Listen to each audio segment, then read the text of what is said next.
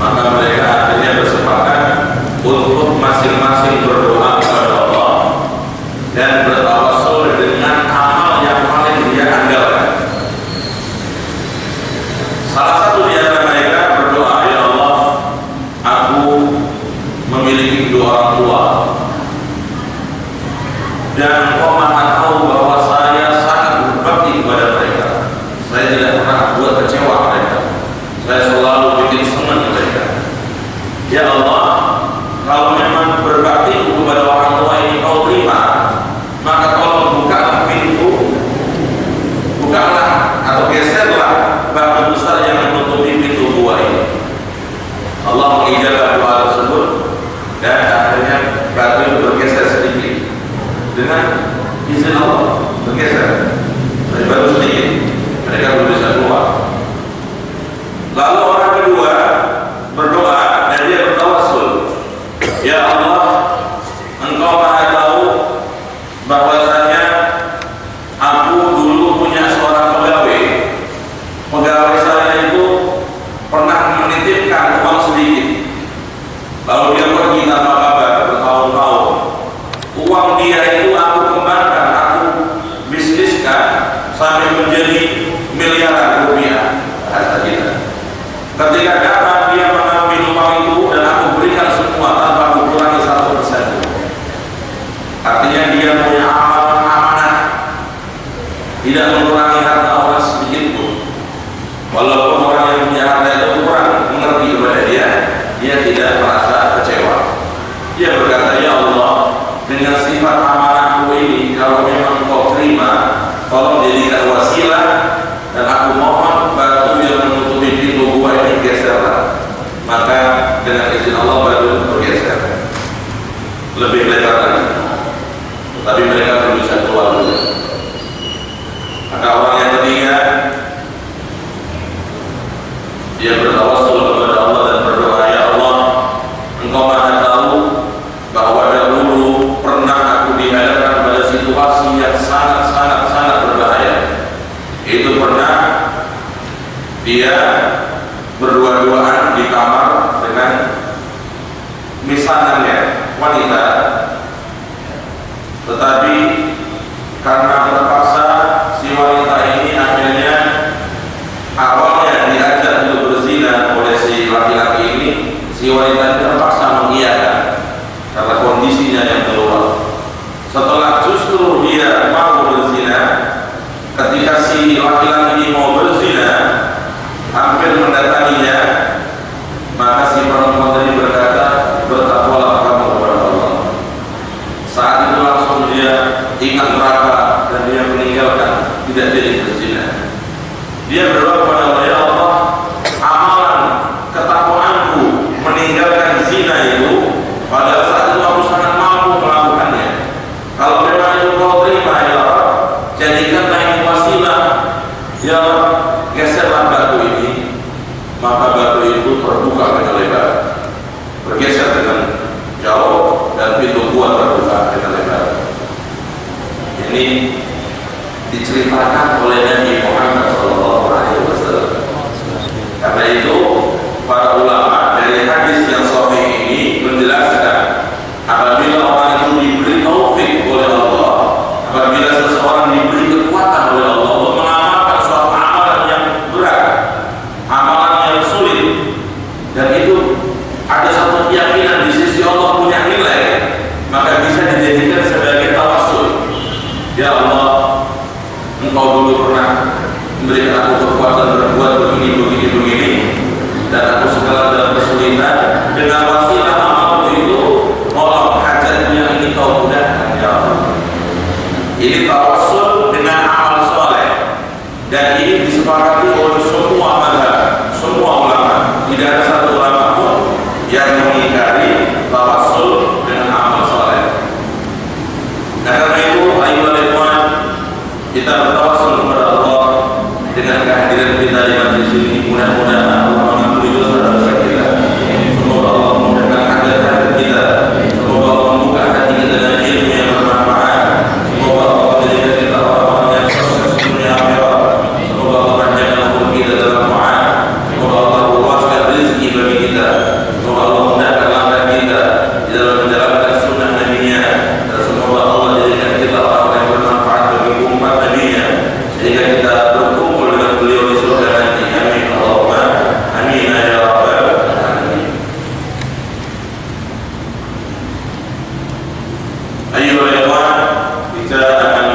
dengan kajian kita akan membaca tekstual Risalah Ahli Sunnah wal Jamaah karya Sayyidina Fadlatul Syekh Zakaria bin Asma'i rahimahullah.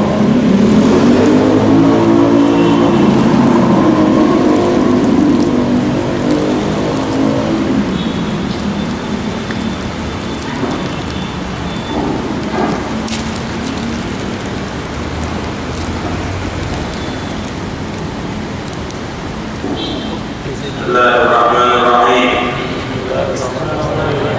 Al-Mizan al-Thalith,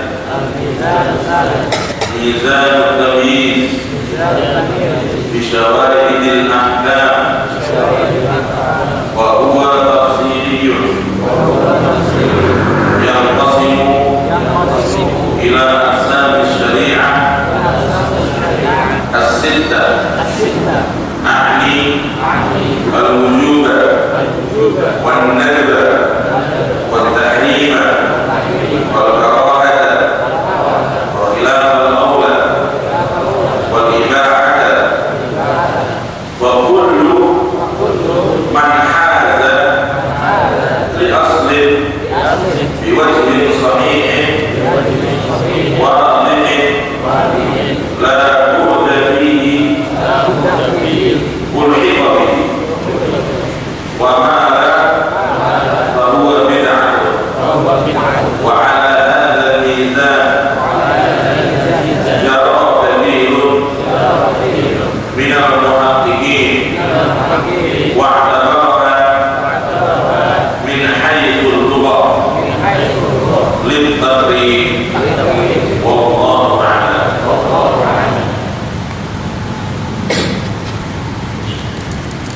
بسم الله الرحمن الرحيم.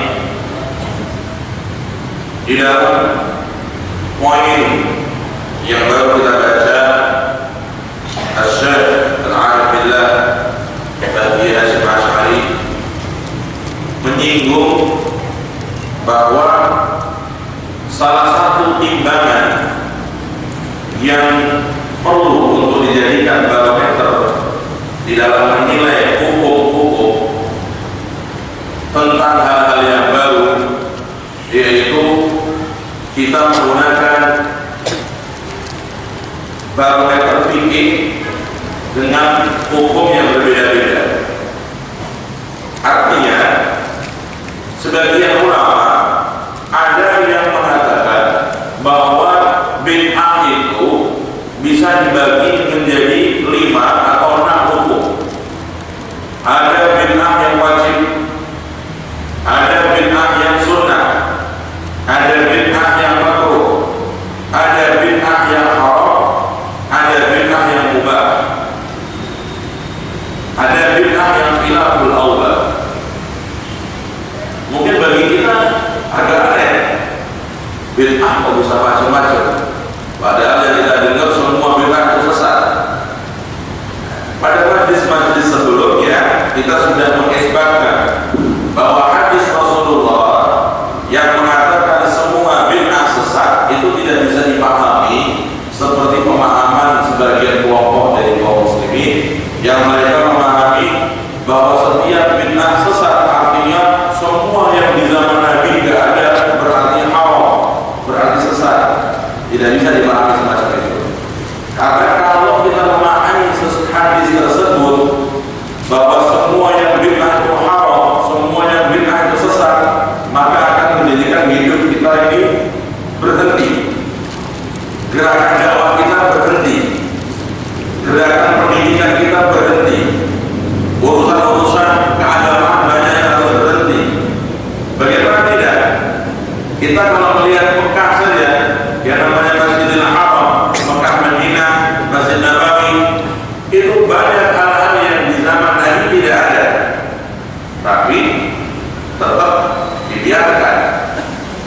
Seandainya itu suatu hal yang haram, disepakati oleh ulama haram, tidak mungkin ulama diam. Adanya beberapa hal yang baru di Masjid Mekah Madinah yang di zaman Nabi tidak ada, dan itu dibiarkan, menunjukkan bahwa kebanyakan ulama tidak berpendapat semacam itu, yaitu berpendapat bahwa segala sesuatu yang di zaman Nabi nggak ada berarti bid'ah, dolalah, haram. Tidak semacam itu. Bisa ratusan hal di Mekah Madinah zaman Nabi tidak ada, sekarang ada.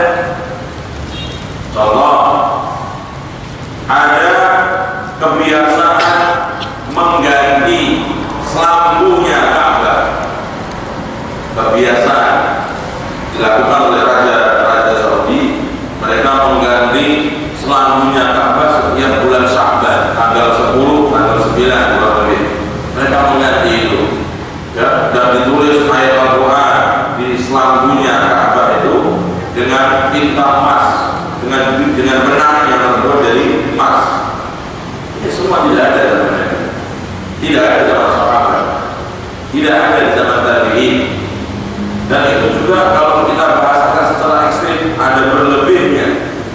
Ketika banyak kaum muslimin di Suriah makan sulit, selamat sulit, tidur sulit, uang yang dilakukan hanya untuk sekedar tulisan yang sebenarnya tidak wajib dan tidak sunnah.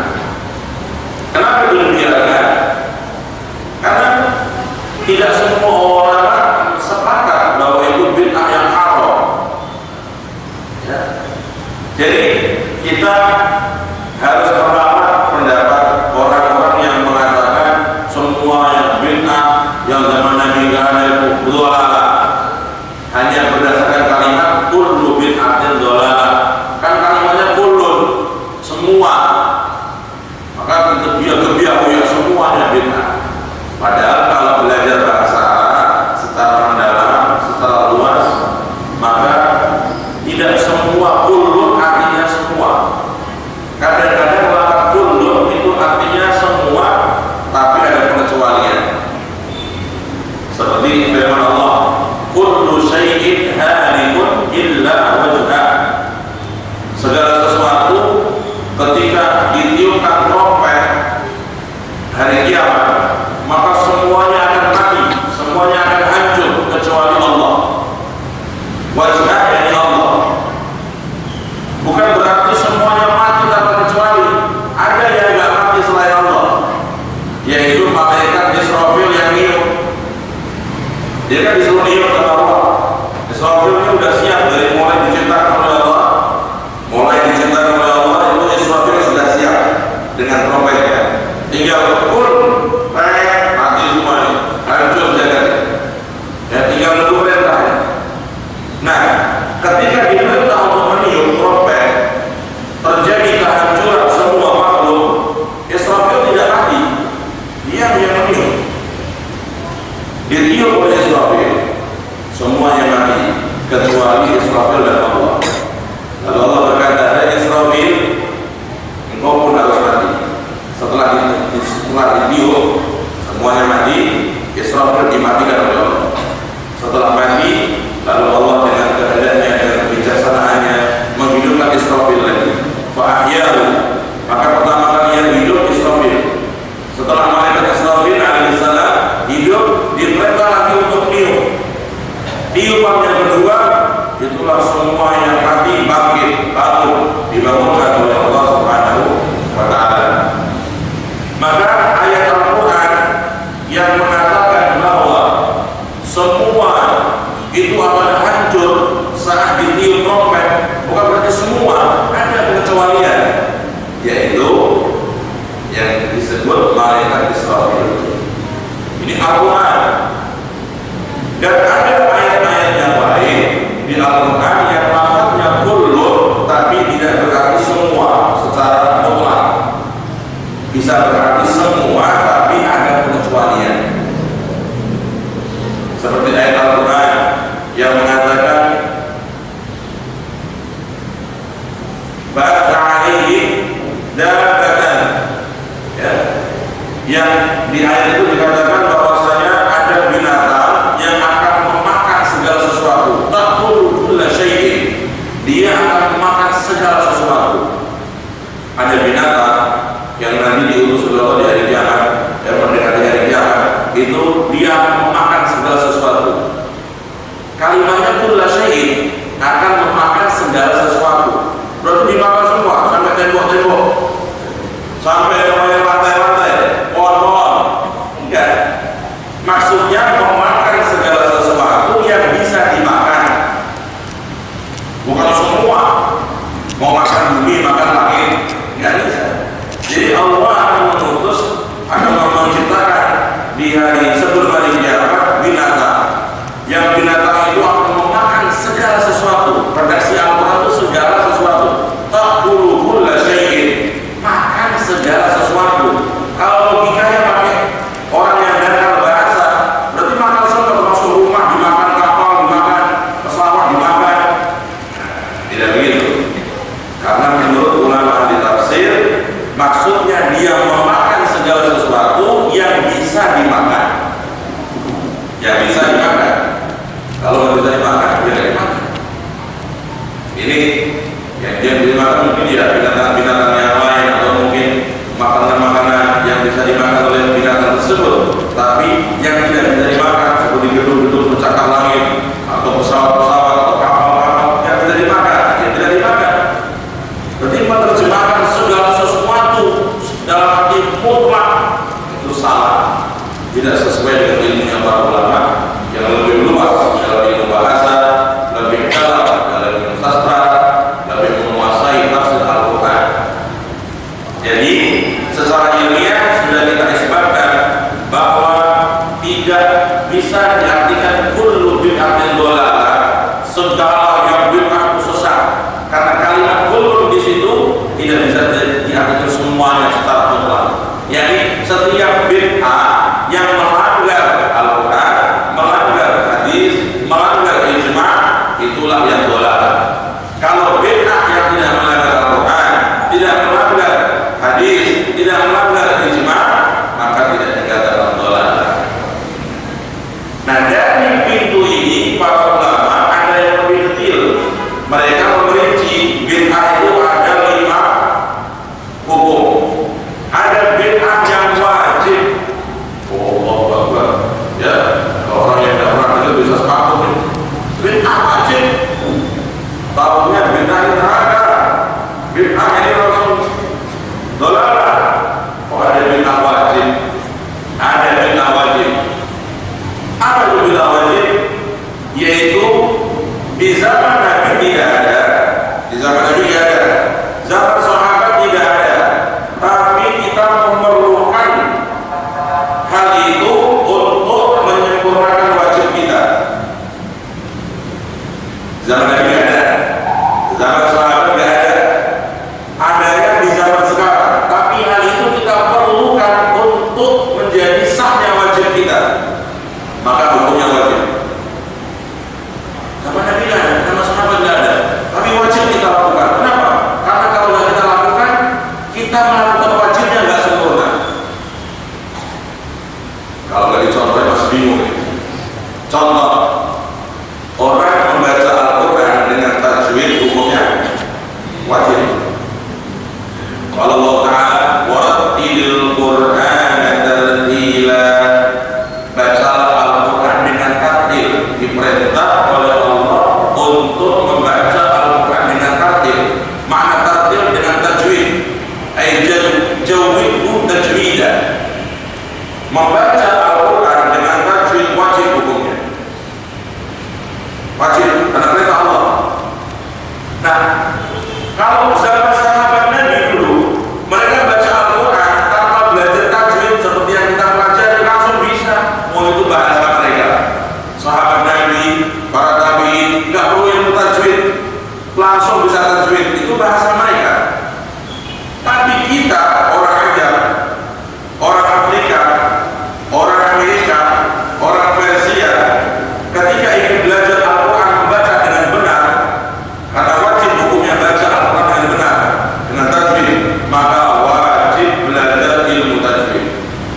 Ini ilham, ini ikhfa, ini matobihi, ini wajib mutasil, ini belajar ilmu tajwid. Ilmu tajwid itu zaman sahabat tidak ada, nggak ada.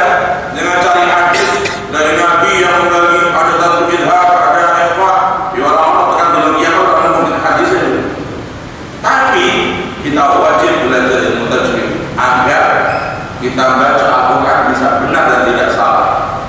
karena membaca Al-Quran dengan salah sengaja dosa besar. Maka diwajibkan belajar Al-Quran, jadi belajar tajwid agar membaca Al-Quran dengan benar. Ini contoh.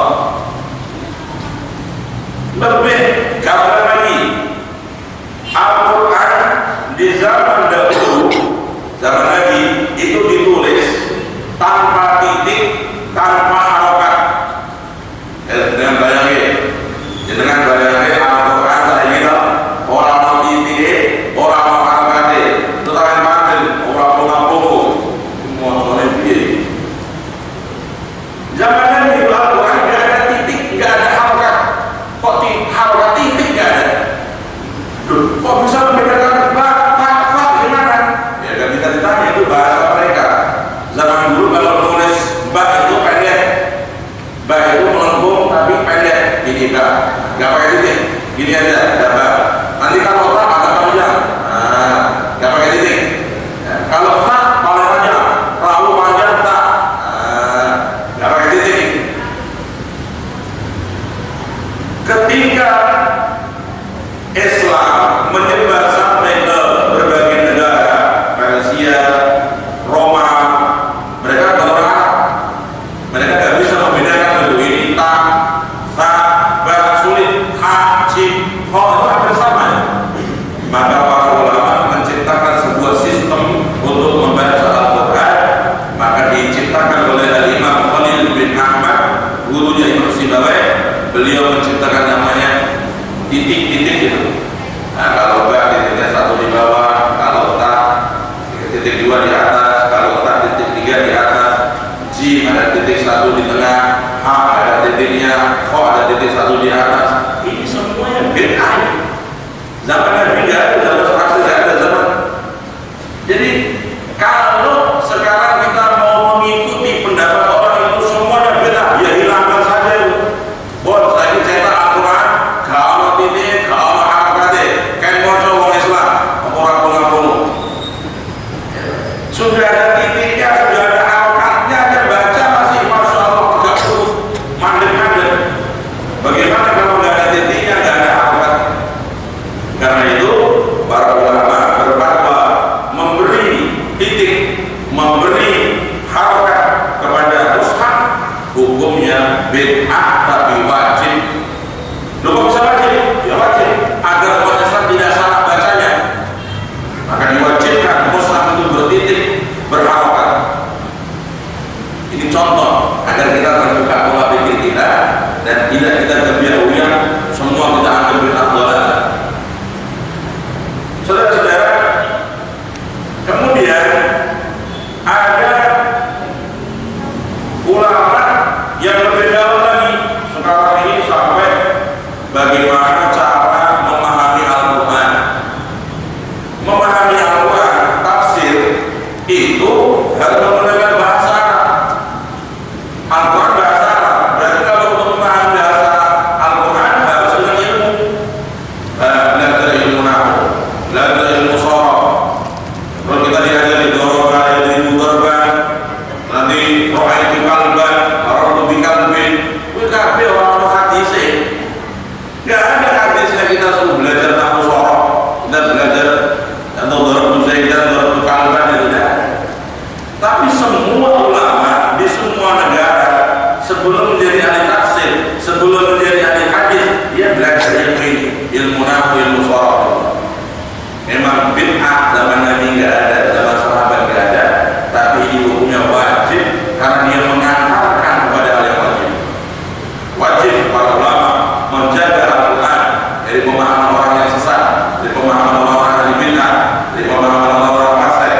Nah, untuk menjaga tafsir Al-Quran yang benar diperlukan ulama yang mumpuni.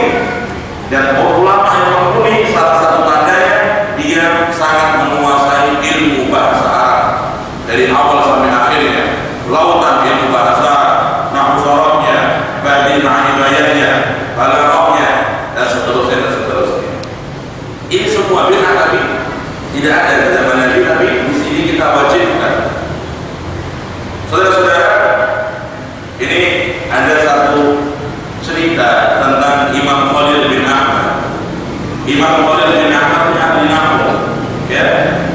Dia suatu ketika punya murid namanya Imam Sibawai. Imam Sibawai ini belajar nahwu dari Imam Khalil. Berapa tahun dia belajar sampai ilmunya gurunya habis. Ilmu gurunya habis. Sibawai lulus dari Khalil bin Ahmad.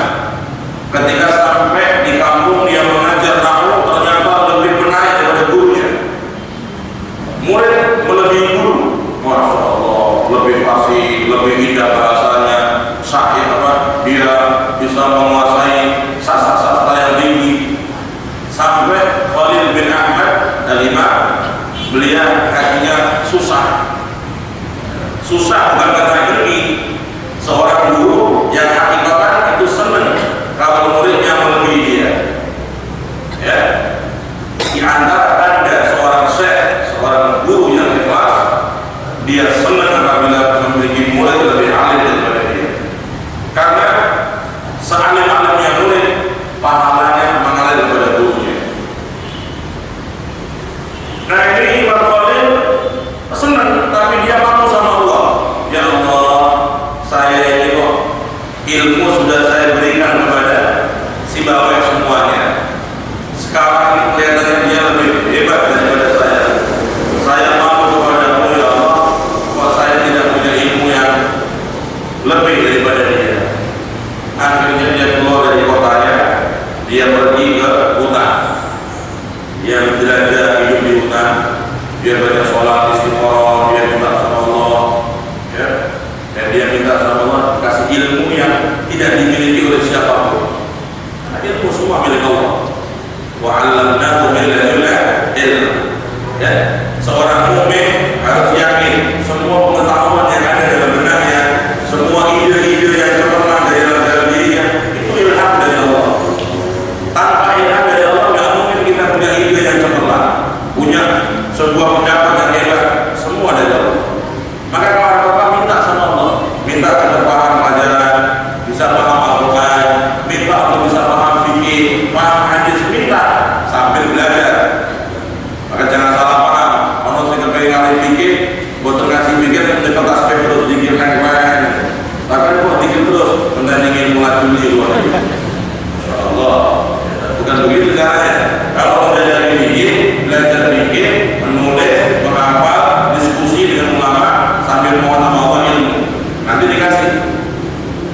Syekh Khalil bin Ahmad, dia di hutan beberapa hari, dia banyak merenung. Di antara yang dia renungkan itu suara desiran angin. Suara angin. Ada angin itu ternyata setiap jam berubah suaranya. Angin itu ada suara, dia berubah. Ada intonasinya angin. Dia perhatikan intonasi angin. Dan dari renungan Imam Khalil ini, beliau diberi oleh Allah ilmu namanya not syair. Jadi instrumen yang menjadi kaidah untuk membuat syair bahasa Arab. Dan beliau menciptakan namanya 18 atau sekitar 18 qafiyatus syair. Jadi kaidah-kaidah atau apa namanya mizan untuk mengarang syair dalam bahasa Arab. Setelah dia dapat ilmu 18 kaidah membuat syair itu, dia pulang ke kotanya Baghdad. Dan dia alhamdulillah dia bisa diberi oleh ilmu yang muridnya belum punya, Imam Sibawai. Maka beliau mengajarkan ilmu syair. Ini cerita menunjukkan bagaimana ulama-ulama dahulu mereka itu berlomba-lomba dalam ilmu luar biasa. Mereka itu tidak merasa puas, tidak merasa cukup. Mereka selalu ingin menambah ilmu. Bukan seperti orang sekarang, ilmunya ilmu Google. Ketahuan yang ngomong bukan Google. Kalau HP-nya mati, ilmunya itu mati. Kok gak jawab, tidak jawab. Apa? Ini lagi mati internetnya. Selesai. Ya, jadi ulama-ulama dulu betul-betul ulama, ilmu dihafal, dia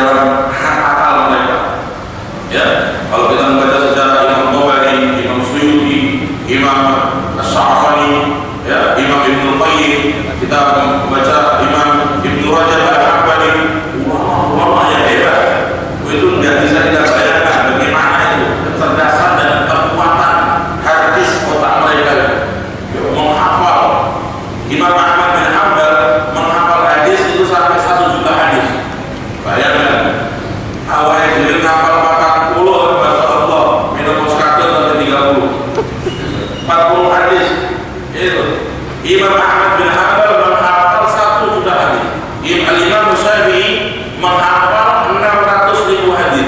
Al-Imam Malik menghafal 400.000 hadis. Ulama. Mereka inilah yang cocok dianggap sebagai imam, sebagai mujtahid, panutan kita. Ayo teman, di tadi saya contohkan sudah ya, ada bid'ah yang wajib. Sekarang ada bid'ah yang sunnah. Bid'ah yang sunnah. Apa itu bid'ah yang sunnah? Suatu amalan di zaman Nabi nggak ada, zaman sahabat nggak ada, tapi itu cocok dengan perintah Al-Quran, cocok dengan perintah Rasul. Contoh, kita dianjurkan, disunnahkan untuk berdoa setelah sholat.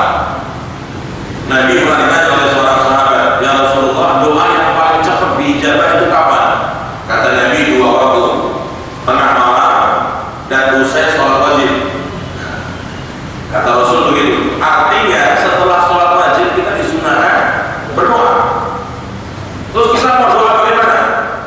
Rasul tidak pernah menetapkan doanya harus begini, doanya harus lakukan ini. Enggak.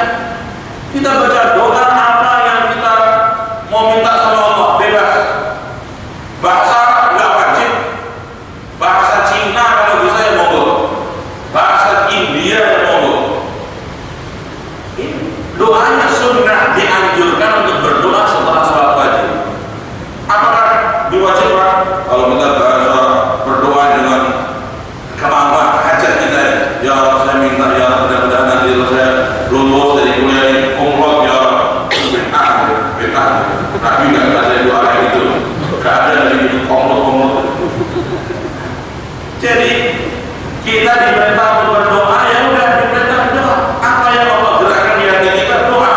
Dengan bahasa yang kita bisa, doa, mohon sama Allah. Maka tidak ada dikatakan orang yang berdoa dengan kalimat yang lain tidak diajarkan Nabi itu dolalah, dosa. Monggo, walaupun Nabi tidak melakukan doa itu, walaupun sahabat tidak melakukan doa itu, tapi itu dalam bentuk doa, dan doa itu setelah sholat diperintahkan, dianjurkan, maka itu tidak dikatakan bid'ah walaupun zaman Nabi tidak ada, zaman sahabat tidak ada. Justru ini bid'ah yang sunnah. Di Mekah juga ada ya. Di Mekah ada namanya kalau sholat tarawih di Mekah, ya itu ada di witir, setiap kali witir mereka itu doa. Doa ketika witir kalau dari Nabi pendek. Sayyidina Hasan bin Ali bin Abi Thalib, ya, Sayyidina Hasan ini cucu Nabi Hasan punya ibu namanya Fatimah radhiyallahu anha, Siti Fatimah adalah putri Nabi. Sayyidina Hasan ini orang yang ganteng, masyaallah, tambah luar biasa, seperti Nabi wajahnya, putih, komplit, dan kaya raya, duitnya banyak. Maka ada riwayat Imam Hasan ini beliau menikah sampai 400 kali. Waktu begini, itu sih apa dulu. Ini beliau ganteng, auranya seperti Rasul, wajahnya bersih, kambing bersinar, putih kemerah-merahan, dan fulusnya banyak. Allah, ya, bukan orang tekor kayak kita ya. Orang putih yang utang terus. Ini Imam Hasan ketika Rasul sakit, Sayyidina Hasan datang, masih kecil waktu itu. Wahai Hasan, apabila kau sholat witir, bacalah doa ini. Allahumma hdini biman hadait, wa afini biman afait, wa tawallani biman tawallait, wa barik li bima a'tait, sampai akhir tawakkul. Itu sebenarnya doa witir yang diajarkan Nabi kepada Hasan cucunya. Berarti doa witir yang diajarkan dari Nabi asli hanya itu. Lalu sekarang seperti di Mekah itu, doa witir saja itu sampai setengah jam. Doa itu sokol dia ada kalimat-kalimat itu. Kenapa mereka melakukan semacam itu? Karena mereka itu yakin yang namanya begitu itu udah tidak dikatakan dolalah. Walaupun dalam witir mereka menambah-nambah doa, menambah-nambah lafaz doanya di atas yang diajarkan Nabi tadi, Allahumma hdina, Allahumma hdina sampai akhirnya, itu kan pendek. Kalau dibaca ada 1 menit mungkin, nggak sampai lama. Udah itu sampai setengah jam. Tambah ada doa apa itu sampai nyebut Suriah, nyebut Irak, Chechnya sampai Rusia itu kabeh. Itu kan tambahan-tambahan semua. Zaman Nabi nggak ada, zaman sahabat nggak ada. Terus kita mau katakan dolar lah. Yo, namanya orang yang berbiahu yang tidak bijak. Itu tidak dolar. Walaupun Nabi yang menambah doa dengan doa itu, Rasulullah juga tidak menambah doa dengan doa itu, tapi itu dalam bentuk doa. Dan secara umum doa itu ketika witir disunahkan, maka masuk dalam bentuk sunnah. Walaupun zaman Nabi nggak ada. Ini contoh-contoh, ya. Kalau kita mau contoh yang banyak sekali, sehingga dengan demikian kita bisa memahami bahwa bid'ah ini ada yang berbentuk wajib, ada yang berbentuk sunnah, ada yang berbentuk makruh, ada yang berbentuk haram, ada yang berbentuk mubah. Mubah boleh. Apa itu? Ya pakaian-pakaian sekarang ini bid'ah semua. Nah baju tawaran, nah bid'ah kabeh. Jas-jas bid'ah kabeh. Mesin yang kita pakai itu sholatnya bid'ah aja. Zaman Nabi tidak ada semua. Lalu kita mengatakan dolar semua. Ya enggak. Bentuk-bentuk masjid sekarang, bentuk-bentuk pendidikan sekolah sekarang, itu semuanya mubah. Itu bid'ah yang mubah, boleh dijalankan, boleh ditinggalkan. Tidak ada ulama yang luas, yang bijak, kebiahunya semua yang zaman Nabi dianggapnya sebagai bid'ah dolalah, sampai masuk kepada yang namanya orang. Kenapa? Kalau baca Al-Quran kepada yang meninggal, itu ayat-ayatnya hanya Yasin, hanya ayat-ayat tertentu, sampai dia membid'ahkan hal itu semua. Ini semua intinya, dasarnya adalah salah dalam memahami redaksi hadis yang tadi dikatakan kullu bid'atin dhalalah, dianggap dengan arti semua. Padahal ini sebenarnya tidak semua secara mutlak. Jadi semua bid'ah yang melanggar Al-Quran, melanggar hadis, melanggar ijma'. Dan inilah pendapat yang didukung oleh para ulama, termasuk Syekh Ibnu Taimiyah. Beliau dalam kitab Fatawa mengatakan begitu, al-muhdatsatu qismatani, hal-hal yang baru dua kelompok, ma wafaqa kitaban wa sunnatan aw ijma'an fa hiya mahmudah, wa ma khalafa kitaban aw sunnatan aw ijma'an fa hiya madmumah. Kata Syekh Ibnu Taimiyah dalam kitab Fatawa Kubra, hal-hal yang baru itu dua macam. Kalau hal yang baru itu cocok dengan Al-Quran, cocok dengan sunnah, hadis, cocok dengan ijma' para sahabat Nabi, ijma' para salaf, maka itu hal yang baru yang terpuji, yang baik, berpahala. Kalau ada hal yang baru melanggar Al-Quran, melanggar hadis, melanggar ijma', maka itulah yang dikatakan bid'ah yang tercela. Sebelum Ibnu Taimiyah, sebelum Syekh Ibnu Taimiyah, Imam Syafi'i lebih awal mendefinisikan definisi itu. Dan itu yang diambil jumhur ulama. Hampir semua ulama di semua negara mengikuti pendapat ini. Pendapat yang didukung oleh Ibnu Taimiyah dan dicetuskan oleh Al-Imam Al-Kabir, Al-Imam Al-A'zam Muhammad bin Idris Asy-Syafi'i radhiyallahu ta'ala anhu wa ardha. Ayyuhal ikhwan, mudah-mudahan kita diberi oleh Allah hati yang luas, akal yang cerdas, dan diberi oleh Allah akhlakul karimah, bisa menjadi orang yang baik kepada setiap orang muslim dan menampung perbedaan dalam koridor bersahabat karena Allah Subhanahu wa taala. Mudah-mudahan setiap orang yang belajar agama diberikan pemahaman yang benar oleh Allah Subhanahu wa taala, dijaga dari pemahaman-pemahaman yang salah, dari pemahaman-pemahaman yang ekstrim yang tidak sesuai dengan arahan Nabi Muhammad sallallahu alaihi wasallam. Sallallahu alaihi Muhammad wa alihi washabihi ajma'in. Walhamdulillahi rabbil alamin. Al-Fatihah.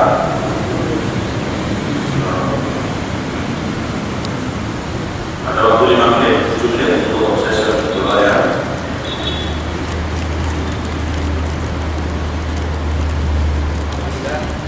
Saja kita simak kajian tentang risalah Ahlussunnah wal Jamaah, yaitu tentang bid'ah. Dan mungkin dari jamaah ada yang mau bertanya? Silakan.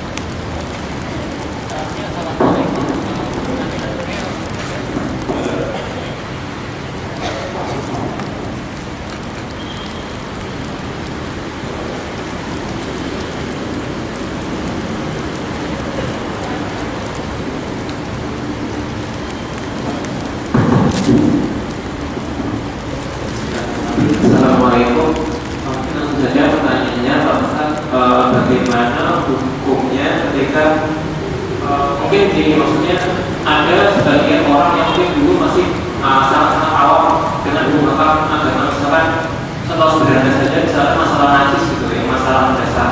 Nah suatu saat mungkin saya zaman dulu pas belum tahu misalkan ada najis di lantai, ketika ada najis mungkin ya karena nggak tahu langsung dipel pakai air, mungkin bukan air mutlak. Dan ketika setelah belajar baru tahu bahwa itu ternyata semuanya salah, apakah harus mungkin lantai di rumah harus dipel semua dengan air, kemudian baju-baju yang mungkin ada najis langsung masuk ke mesin cuci langsung dari diapakan gitu. Terima kasih. Assalamualaikum warahmatullahi wabarakatuh.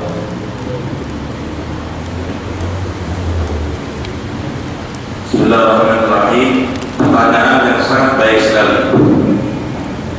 Apabila seseorang belajar agama, setelah dia belajar agama, dia baru tahu bahwa beberapa hal di masa lalunya itu ibadahnya salah. Contoh masalah najis.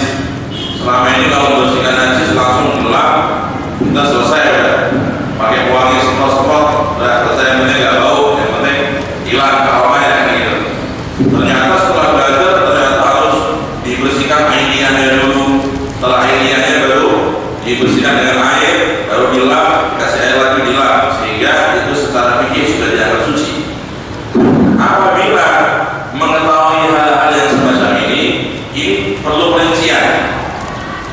Apabila yang ternyata salah, yang ternyata di masa lalu salah, itu tidak ada ulama yang mengesahkan, tidak ada ulama yang mengesahkan, maka harus diulang. Harus diulang.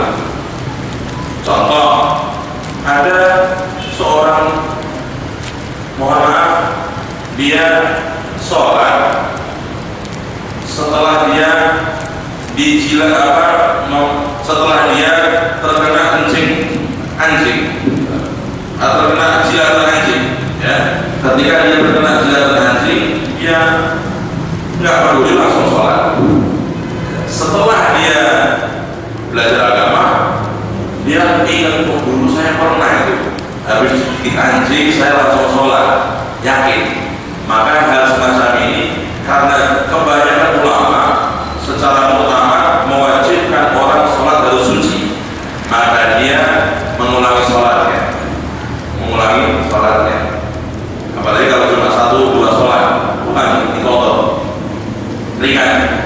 Yang 4 rakaat hanya mungkin 6 menit, 5 menit kita ulangi. Tetapi kalau ada suatu amalan yang kita lakukan dahulu itu salah, tetapi ada ulama yang mengesahkan. Ada yang mengesahkan. Contoh masalah najis tadi. Ya, ada sebagian ulama memberikan keringanan masalah najis, termasuk Imam Ghazali memberikan keringanan masalah najis. Artinya apa? Najis itu kalau sudah nggak terlihat, ya, maka kita nggak perlu menyambungkan yang dulu-dulu. Wah, ini selama 2 tahun ini kita membersihkan najis rumah salah terus. Nekoro dipel seomat, nek perlu nanggung baju besar-besar. Masya Allah. Nah, ini tidak perlu. Kenapa? Karena menurut Imam Ghazali, najis itu tidak bisa dilogikakan, tidak bisa dijadikan akumulasi, tidak bisa dikias-kiaskan. Artinya najis itu apa? Ketika tanpa ada najisnya, berarti najis kita bersihkan dengan cara benar, syar'i, maka sudah suci. Ketika yang dulu-dulu kita mensucikannya belum benar, ya tidak perlu kita ikut-ikutin. Ya, berarti harus kita tidak begini, berarti kita nongak, itu kemarin najis. Baru nama bulan kasut itu najis. Wah, aku di sini tahu orang lain bukan pentek, kok najis di sana? Kalau gitu repot terus saja. Agama tidak merepotkan. Qala Allah Ta'ala, ma ja'alallahu 'alaikum fid dini min haraj. Allah tidak menjadikan untuk kalian hal yang sulit dalam agama.